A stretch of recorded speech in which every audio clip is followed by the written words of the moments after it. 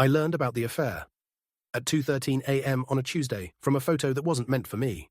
It wasn't a dramatic discovery, just a lazy mistake. Her cloud backup synced to my iPad. By 2:20 a.m., I knew the hotel, the room number, and what I'd do next.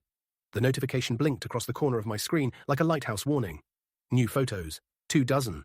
They slid into the shared album we almost never used anymore. I tapped, a flicker of annoyance, expecting another picture of her lunch, maybe an office selfie.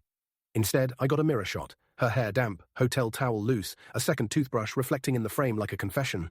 I didn't shout, I didn't throw the iPad, I just sat there at my kitchen table in northeast Minneapolis, counting the breath between my ribs. The window above the sink showed a handful of sodium orange streetlights and the shadowy shoulder of the Mississippi. On my counter, a bag of cedar shavings waited, my half-built kayak ribcage glistening with resin. I'd planned to spend the week sanding. I didn't know I'd be stripping something else down to the grain. My name is not important here. Call me the guy who took his time. I'm 33, a civil estimator with Northland Restorations, the kind of person who calculates the cost to bring old buildings back from the dead after fires or floods. Numbers calm me, schedules soothe me. After dinner, I bike along St. Anthony Parkway, then spend an hour in my workshop coaxing a wooden kayak to life, a slender slice of red cedar and patience that, in good light, looks like it's moving even when it's still. That kayak was my promise to myself, finish it before the wedding, launch it at Lake Harriet at dawn, a quiet lap around the water before vows and photographs and the life we'd said we wanted. Her name was Sasha, 28, brand strategist, clever as a fox, laugh like a tossed coin, bright and cold at once. We met at a volunteer day in Whittier 2 summers ago, painting a community center. She wore white sneakers to a paint event and somehow kept them spotless. I liked that. She could stand in a drip zone and swerve clean. She'd tell stories about Cannes Lions and working on ad campaigns in London. About typography, like it was a religion. On our first date, she reached across a table at Kado no Mise, stole a piece of sashimi from my plate and said, "What's the best mistake you've made?" I said, "Maybe agreeing to eat with you." She laughed. For a while, we were good. She moved into my place in March, a second-floor walk-up off 13th Avenue NE, and made it look like a magazine in a week. Plants that actually lived. Pillows without visible stuffing. We got engaged in July at a picnic by the Stone Arch Bridge. I did the whole kneel with a ring thing, and a group of teenagers cheered like we were a halftime show. She cried in that clean, controlled way, folded into my arms, said yes against my shoulder, and then immediately asked for a photo with the skyline. I didn't mind. I liked the idea that our life would have good composition. Subtle red flags showed up like a watermark when the papers held to the sun. She always needed her phone on Do Not Disturb at night because of anxiety. She used the term polyphase about her college years like it was a brand she'd tried and discovered the market wasn't quite right for. There were men in her stories whose names were initials, JMR. It sounded curated, but we built a guest list. We booked the hall at Machine Shop for May 17, 2026. We sent a deposit of $3,000 on August 1st at 10:06 a.m. Debit from my Wings credit union account ending in 5029. We bought a dress, hers, not mine, obviously, from a place on Lindale. I sat on a couch while she and 3 stylists fussed over lace. We argued about napkins. We made up. The affair wasn't a slow boil. It was a microwave beep. The night of the photos, she was at a client off-site in St. Paul. She'd left at 4:40 p.m. in black boots and a blazer, hair like a silk ribbon. She kissed my cheek and said not to wait up. There'd be drinks after, maybe karaoke. I nodded and waved a packing list for my kayak. Sandpaper grits 80, 120, 220, marine varnish, tack cloths, nitrile gloves. At 8:11 p.m., she texted me a picture of a plate of sliders. At 9:02 p.m., there was a boomerang of neon lights. At 2:13 a.m., my iPad showed me a photo I wasn't supposed to see. The metadata did half the work. She'd never turned off location services. The hotel was the Moxie St. Paul downtown at 215 East 8th Street, room 407, check-in at 5:32 p.m. I know because I called the front desk from my work phone, voice smooth from practice, and asked if Mr. Gilbert had checked in okay. The clerk said yes, smiling in his words. I hung up and wrote on a post-it. Moxie 407, 215 E 8th, check-in 5:32. I watched the rest of the photos like a stingy juror. A shot of a cocktail with a rosemary sprig. A blurry video of a hallway. A mirror picture, 2 toothbrushes, 1 hotel key on the vanity. Then a shot of a brown leather belt slung over a chair, not mine, a monogrammed G burned into the loop. Her messages to me stayed neutral. Late, don't wait up. Then silence. I didn't go to St. Paul. I'm not the guy who bangs on doors at 3 a.m. I went to my garage, breathed into cedar, and went to work. At 2:45 a.m., I took photos of her closet. At 3:05, I pulled our shared bank statements from my email archive.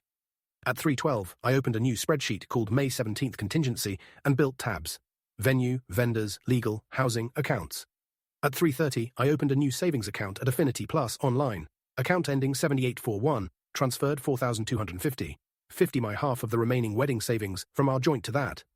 On the memo line I wrote boat fund. It was petty, I let myself have that. At 7:11 a.m. I brewed coffee and printed things. Her texts to me, the hotel listing, a calendar screenshot with her offsite, the deposits we had made. I'm a boring person in arguments. I like exhibits. I knew I'd be collecting more. She came home at 8:52 a.m., hair in a perfect knot, like she'd slept on silk, which she had, just not ours. She kissed me and smelled like hotel shampoo. Morning, she said. You're up early? I told her I had a bid review at 10. She poured orange juice into the glass I use for sanding dust. I watched it swirl like a tiny storm. Off-site go well? I asked. Productive, she said. You know how it is? A lot of ideas. Yeah, I said, like toothbrushes. She blinked. It was a small thing and huge at once. What? I slid my iPad across the counter, open to the mirror photo, my finger tapping the second toothbrush reflected in the edge. Is your client fluoride now? Her face did that tight little shift, a professional pivot. You're invading my privacy. Your phone synced, I said. It's a cloud, not a lockbox. She pointed at the belt in the picture with this tiny scoff. That's a prop. We were shooting a creative concept. You know I do brand campaigns.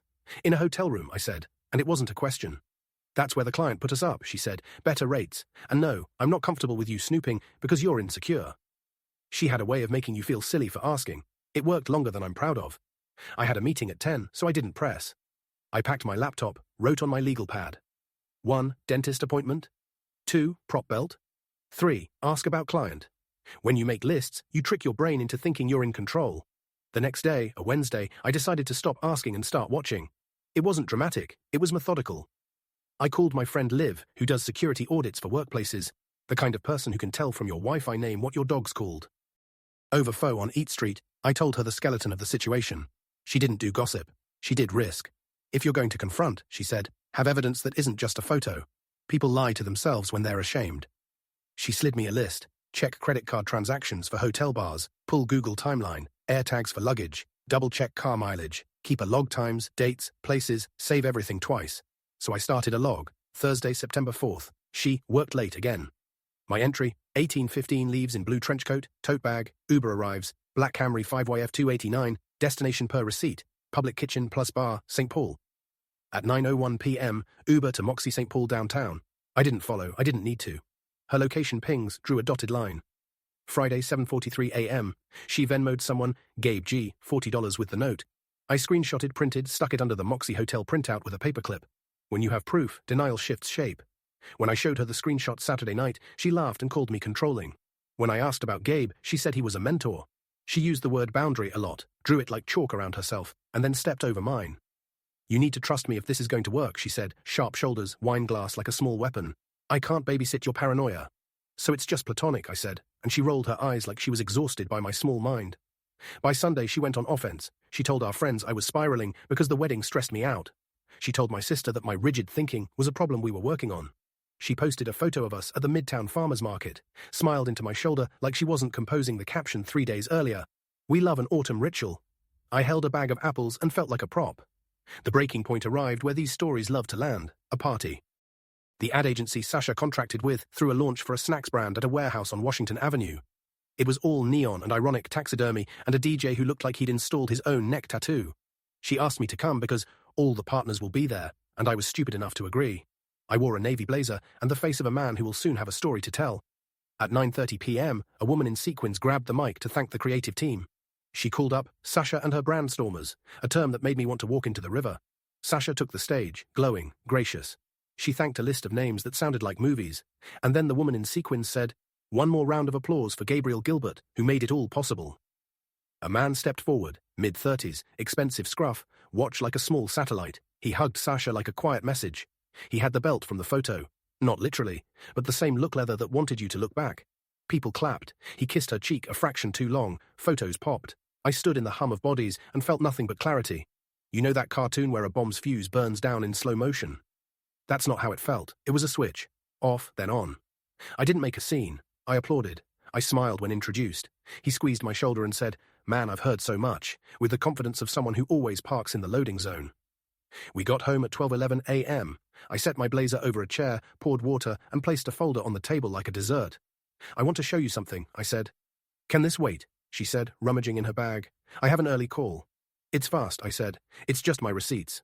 I slid out the stack. The Moxie charges on her card, the Uber receipts, the Venmo to Gabe, the timeline screen. The text where she told me she'd be home late for a strategy sync while standing in front of a mural at the Moxie bar with Gabe in the background, reflected in the mirror of a back bar shelf.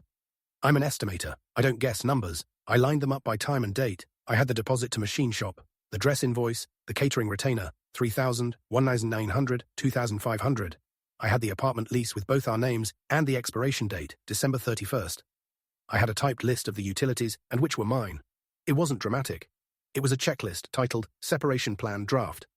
She looked at the pile and made this tiny choking sound, a laugh that got lost. You made a plan. I made a plan, I said. You're being insane, she said. This is normal in my industry. Cheating, I asked. She tilted her head, eyes shiny. Polyamory, she said, like an incantation. We've talked about fluidity. You're just too rigid to hear it. We talked about your past, I said, not our present. She poured herself wine and didn't drink it. You want to blow up our lives because you can't be flexible. No, I said. I want to stop lying to myself. At 12:43 a.m., she tried to pivot again. If you stay cool, we can keep planning, she said. I need stability right now. This launch could lead to a full-time role. I can't have drama. Then move your toothbrush to the Moxie, I said quietly.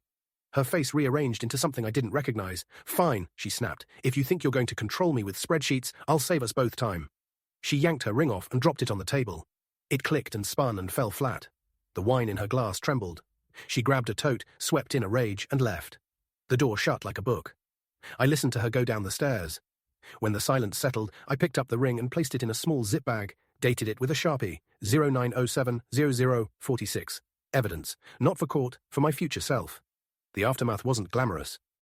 The next morning, 8:12 a.m., I called Machine Shop and read their cancellation policy twice. We would lose the deposit unless we rebooked for a weekday in January. I didn't want to get married on a Tuesday at noon under a false sun. I accepted the loss. I emailed Tiller Time Catering and asked about the retainer. They surprised me and refunded 60% if I cancelled within 90 days. I wired $1,500 back to my savings and annotated the spreadsheet. 1500 TT, 0908, 1114. I changed the password on the shared photo album, which felt absurd but necessary, like locking the door after a meteor. I logged stash of times and texts and calls. I made a quick consult with a lawyer named Alvarez at 920 Hennepin Avenue, Suite 304, on September 9th, 3:30 p.m. Half-hour free consult, then $275 an hour, which I paid because calm is expensive and worth it. He told me Minnesota wasn't going to care about an affair unless we were litigating damages. We weren't. He told me to get a formal notice of vacating for the apartment and to handle the joint accounts in writing. He told me to stop letting her bait me into text fights and to say everything once, clearly, and then file it away. So I sent one email at 5:07 p.m., subject line, Separation Logistics. I bullet-pointed the lease end date, proposed that she move out by September 30th, offered to prorate rent, offered my Venmo for the utility reimbursements. I listed joint purchases to divvy, the couch, the Dyson, the espresso machine, the rug. I offered her the rug. I attached copies of deposits and asked her to confirm whether she wanted her name taken off the vendor lists or for me to do it. I kept it neutral. I CC'd no one. I printed a copy and put it in the green folder on my shelf marked 0912. The text started almost immediately. Not logs, this isn't that kind of story, but the content was predictable. 3 patterns: love bomb apology, rage that I was ruining her career, and pitying contempt. One message: you really don't get how things work.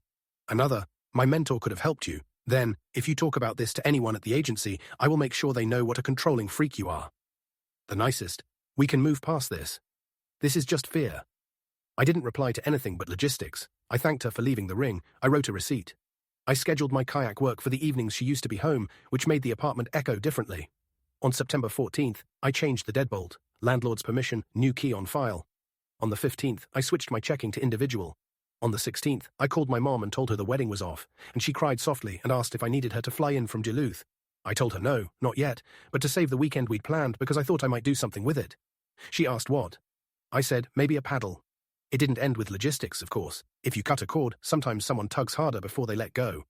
On September 18th, I found a note under my windshield wiper. Can we talk? In her handwriting, looped and loopy. On the 20th, my building's security camera caught her on the stairs at 12:51 a.m. Trying the old key. She knocked once, then texted a string of half love, half threat. I sent a single message back at 8:10 a.m. Please stop coming by unannounced. All communication should be by email regarding logistics. I attached the lawyer's card, not as a threat, but as a fact. She escalated in a different direction. On September 22nd, my boss Zhao called me into his office. He's 60 with gentle eyebrows and a way of asking how you are that makes you tell the truth. I got a strange email, he said carefully. He turned his monitor so I could see. From Anonymous Brave with a burner address. It was a novella about how I was emotionally unstable and had screamed at my fiancée and might be creating a hostile environment for women on the team. It was written like a PR piece, crisp and oily. At the bottom were 2 photos of me at my work holiday party last year. One with my arm around a coworker while singing karaoke, nothing untoward. It was absurd. It was a strategy. I didn't shout. I didn't sputter. I'd already been documenting. I slid a folder across Zhao's desk. The separation email, the timeline, the fact that Sasha had never even visited my office. I said, "You can call Alvarez if you want." Zhao looked pained. "I'm sorry," he said. "We have to note it for HR because it exists. But I believe you." He added quietly, "I'm not new." He put the email in a file where things go to die.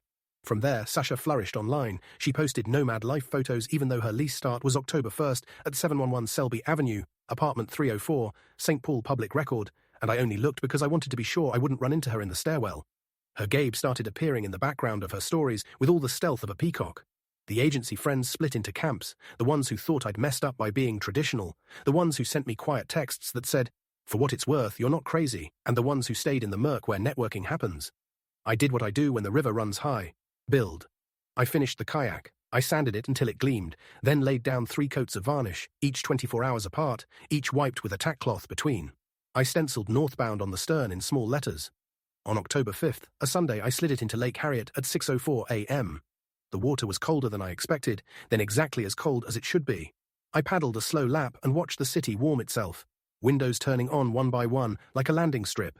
A week later, on October 12th, a message pinged my inbox. From a name I didn't know, Fiona Archer. She introduced herself as a ceramic artist who'd just moved from Glasgow for a residency at the Northern Clay Centre on Franklin Avenue.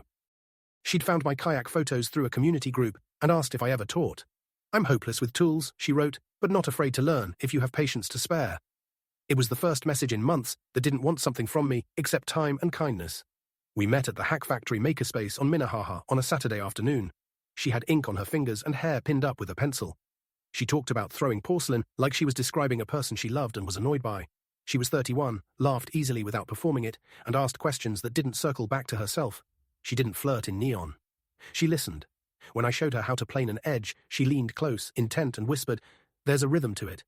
Like centering clay. I felt something unclench. Sasha kept trying. On October 18th, she texted a photo of the ring in the zip bag. "We can fix this. Gabe was a blip." On the 20th, she messaged a screenshot of a tweet from someone vaguely famous, subtweeting me without the guts to use my name. Some men still think commitment means ownership. Grow up. I didn't respond. On the 23rd, a bouquet arrived at my office, lilies and apology. Zhao raised his eyebrows and swiveled it to the corner like a potted threat. On October 25th, a Saturday night, I left my apartment to get milk and came back to find my doormat ripped. Just the mat, not the lock. The building camera showed a blur of boots. I printed a still and added it to the folder. Sunday morning, 9:32 a.m., I filed a police report online for harassment vandalism, case number MPD 25-10182. The officer who called back sounded bored until I mentioned the earlier key attempt and the employment email. He told me to send everything. I did. He told me to consider a protective order if it continued. I asked him if that was worth it. He said, "Sometimes the paper helps." I wrote down his name, Officer Neary, badge 5481, on October 29th at 6:17 p.m. Sasha sent a final haymaker. A long email CCing both my boss and hers, alleging that I had stolen her work contacts to undermine her launch and that I had threatened to expose her private life if she didn't give back the wedding money. She attached exactly nothing. I replied once to all with one sentence, "This is untrue." Then I attached my separation email, my vendor cancellation confirmations, and a note from Machine Shop acknowledging my solo cancellation and loss of deposit. I did not mention Gabe. I did not explain my kayak or my late-night breathing. Zhao responded, "Understood." Her boss wrote, "This appears to be a personal matter. Please refrain from involving third parties." 10 minutes later, she emailed me privately, "You never deserved me anyway." I forwarded the whole thing to Attorney Alvarez. He sent a 2-paragraph reply to her, CCing me. A concise reminder about defamation, about documented facts, about the kindly brutal phrase, "We advise our client to cease all contact." I printed that letter and put it on top of the stack. I slept that night like someone had replaced my bones with dry, warm sticks. In November, Fiona asked if I'd help her build a wooden stand for a sculpture. It was a small thing, an afternoon with clamps and jokes, and when we were done, we sat on the floor of the studio with takeout curry and shared stories about mistakes we'd owned. She told me about a kiln piece exploding because she'd rushed the drying. I told her about the time I miscalculated the slope on a drainage plan and flooded a crawl space with a half-inch of clean water that took 2 days to pump. We didn't talk about Sasha until she asked a simple question. Do you like who you are when you're with me? I said yes, even though we weren't a we. She grinned. Good, me too. I saw Sasha once after that, at a winter market in December at 704 South 10th Street. She walked past with Gabe, arm hooked in his, wearing a scarf that looked like an expensive promise. She looked smaller. She didn't see me, or pretended not to. I felt nothing but a curious, distant gratitude, like for a storm that had missed my house. The twist, if you need one, happened on the first weekend we were supposed to be married.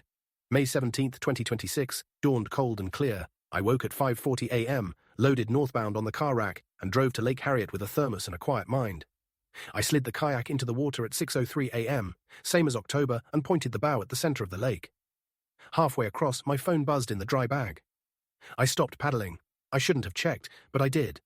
It was an email from an address I recognized Sasha's sent at 5:59 a.m. Subject line, perspective. The body was 2 sentences. You were never spontaneous enough to love me right. Someday, you'll thank me. I laughed once, loud enough to startle a gull. Then I deleted it. I pulled the paddle through the water and felt northbound glide. The city eased awake around me, houses and trees and joggers like brushstrokes. I kept going. The lake wasn't mine, but the line through it was, and that was enough. 3 weeks later, Fiona and I took the kayak to the St. Croix, and she fell in like a happy accident when she leaned over to look at a turtle. She came up laughing and swore it was on purpose. I handed her a towel and said, "Best mistake," and she said, "Asking you to teach me tools," and kissed me with the joyful lack of rhetoric I hadn't known I needed. I didn't think about Sasha for a long time after that. People think closure is a letter or a meeting. Mine was a boat finishing a lap. She once told me she'd forget me in a week. She said it like a curse and a promise.